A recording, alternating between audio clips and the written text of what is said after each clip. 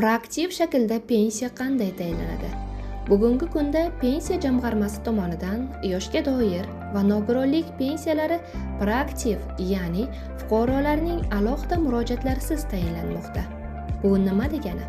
Fuqaro pensiya yoshiga to'lishi munosabati bilan pensiya jamg'armasi tomonidan unga pensiya tayinlanishi uchun tegishli vazirlik va idoralarga elektron so'rovlar yuboriladi.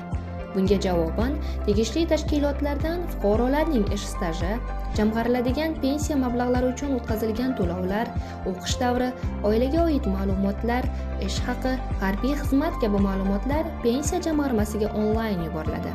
Shundan so'ng pensiya jamg'armasi tomonidan fuqaroning ish staji, ish haqi, o'qish davri va boshqa ma'lumotlari asosida unga pensiya tayinlanadi. Hamda pensiya tayinlanganligi haqida pensionerning telefon raqamiga SMS xabar yuboriladi. Mobil telefon raqami nomida bo'lmagan yoki telefondan foydalanmaydigan fuqarolarga ushbu xabar pochta xizmati orqali yetkaziladi.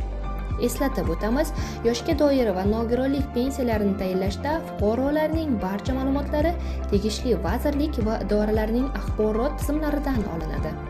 Barcha ma'lumotlari raqamlashgan fuqarolarga muammosiz proaktiv pensiya tayinlanadi.